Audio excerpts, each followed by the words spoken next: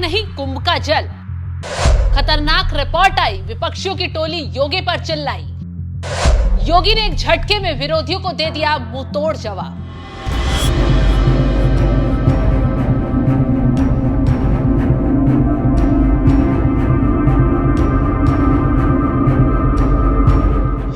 नमस्कार, आप देख रहे हैं एनएमएफ न्यूज में आपके साथ शबनम। जैसे जैसे महाकुंभ समापन की ओर बढ़ते हुए आस्था की डुबकी के रिकॉर्ड बना रहा है, वैसे वैसे विरोधियों का कुंभ की व्यवस्था और योगी आदित्यनाथ के खिलाफ सुर तेज होता जा रहा है।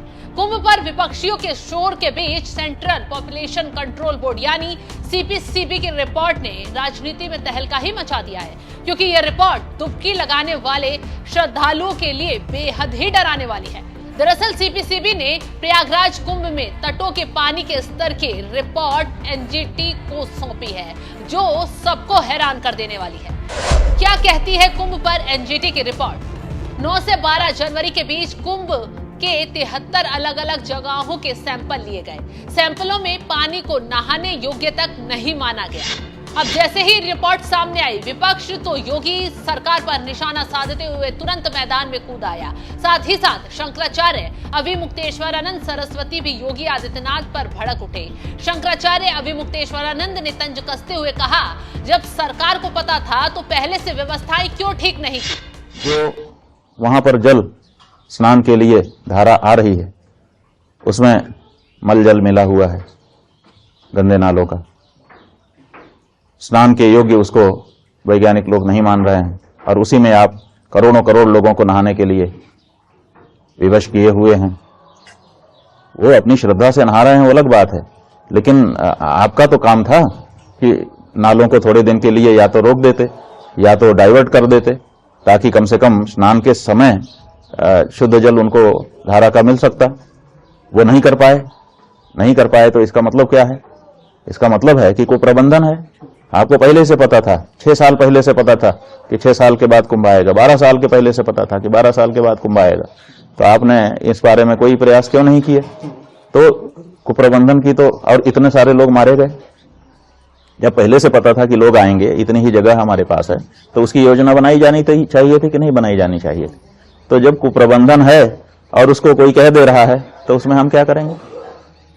हम किसी का पक्ष विपक्ष नहीं लेंगे, लेकिन जो सच्चाई है वो तो यही है कि आपको पहले से पता है कि ये हो सकता है, तो उसके बारे में आपको कोई ना कोई योजना बना करके रखनी चाहिए। और सरकारें तो एक योजना नहीं बनाती हैं, योजना एक ए, योजना बी, योजना सी, ऐसे 2, 3, 4 योजनाएं बना करके रखती हैं कि अगर ये गड़बड़ हुआ तो ये वाली, ये नहीं हुआ तो ये। तो आपको कोई योजनाएं बना के रखनी चाहिए थी, आपने कोई योजना नहीं बताई।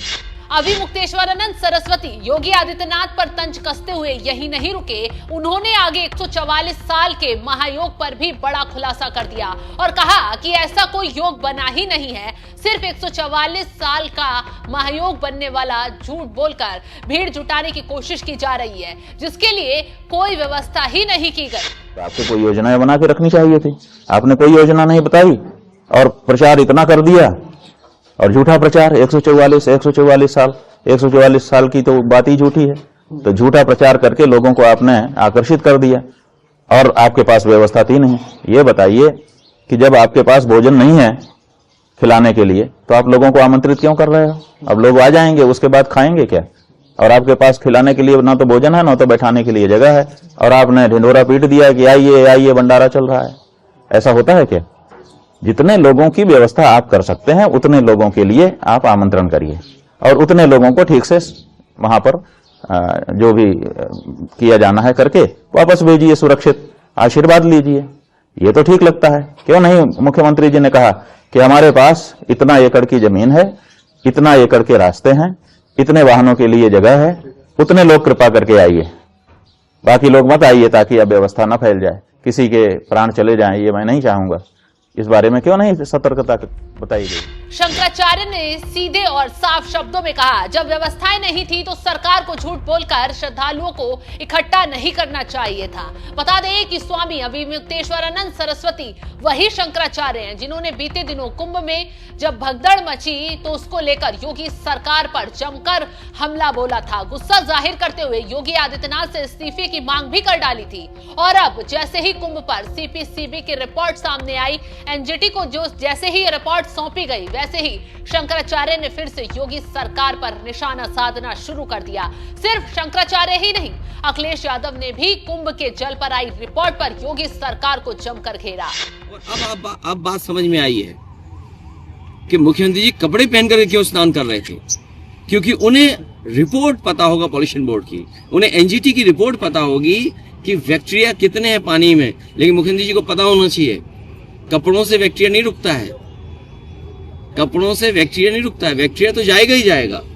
इसीलिए मैंने मांग की है, श्रद्धालु जिनकी जान गई है उनकी मदद सरकार करे, और इस स्नान के बाद जो लोग बीमार हुए हैं उनके पूरे इलाज का इंतजाम भी सरकार करे। सुनने में आ रहा है कि कल्प वासी लोग बड़े पैमाने पर बीमार हो गए बनारस में जाकर के। इसकी जांच आप बेहतर कर सकते हैं। उनको जो बीमारी है, उनको जो दिक्कत पैदा हुई है, वो स्नान के बाद पैदा हुई है। अब जैसे ही विरोधियों ने योगी आदित्यनाथ पर सवाल उठाकर बवाल करना शुरू किया, योगी आदित्यनाथ ने जवाब देने के लिए खुद मोर्चा संभाल लिया। सीएम योगी मैदान में आए, विरोध करने वालों को सख्ती से जवाब भी दिया और छूटते ही कहा, महाकुंभ में संगम का जल स्नान करने लायक भी है और आचमन के लायक भी है। संगम के जल में ऑक्सीजन की मात्रा 8 से 9 तक है। गंगा जी हो या यमुना जी हो, आसपास के जितने नाले हैं सबको टीएपी कर दिया गया है। उनके शुद्धिकरण की कोशिश की जा रही है। ट्रीटमेंट के बाद ही जल को छोड़ा जा रहा है। यूपी प्रदूषण बोर्ड लगातार जल स्वच्छ करने के लिए काम कर रहा है। तो कुंभ के जल को लेकर जो रिपोर्ट सामने आई है, योगी आदित्यनाथ ने उसे नकार दिया है। साथ ही साथ रिपोर्ट पर अफवाह फैला रहे, सियासी माहौल बना रहे लोगों को भी तगड़ा जवाब देने का काम किया है। फिलहाल इस खबर पर आपकी राय क्या है, कमेंट कर जरूर बताएं। जो वहां पर जल स्नान के लिए धारा आ रही है, उसमें मल जल मिला हुआ है, गंदे नालों का। स्नान के योग्य उसको वैज्ञानिक लोग नहीं मान रहे हैं, और उसी में आप करोड़ों करोड़ लोगों को नहाने के लिए विवश किए हुए हैं। वो अपनी श्रद्धा से नहा रहे हैं, वो अलग बात है, लेकिन आपका तो काम था कि नालों को थोड़े दिन के लिए या तो रोक देते या तो डाइवर्ट कर देते, ताकि कम से कम स्नान के समय शुद्ध जल उनको धारा का मिल सकता। वो नहीं कर पाए तो इसका मतलब क्या है? इसका मतलब है कि कुप्रबंधन है। आपको पहले से पता था, 6 साल पहले से पता था कि 6 साल के बाद कुंभ आएगा, 12 साल के पहले से पता था कि 12 साल के बाद कुंभ आएगा, तो आपने इस बारे में कोई प्रयास क्यों नहीं किए? तो कुप्रबंधन की तो, और इतने सारे लोग मारे गए। जब पहले से पता था कि लोग आएंगे, इतनी ही जगह हमारे पास है, तो उसकी योजना बनाई जानी चाहिए थी कि नहीं बनाई जानी चाहिए थी? तो जब कुप्रबंधन है और उसको कोई कह दे रहा है, तो उसमें हम क्या करेंगे? हम किसी का पक्ष विपक्ष नहीं लेंगे, लेकिन जो सच्चाई है वो तो यही है कि आपको पहले से पता है कि ये हो सकता है, तो उसके बारे में आपको कोई ना कोई योजना बना करके रखनी चाहिए। और सरकारें तो एक योजना नहीं बनाती हैं, योजना एक ए, योजना बी, योजना सी, ऐसे 2, 3, 4 योजनाएं बना करके रखती हैं कि अगर ये गड़बड़ हुआ तो ये वाली, ये नहीं हुआ तो ये। तो आपको कोई योजनाएं बना के रखनी चाहिए थी, आपने कोई योजना नहीं बताई।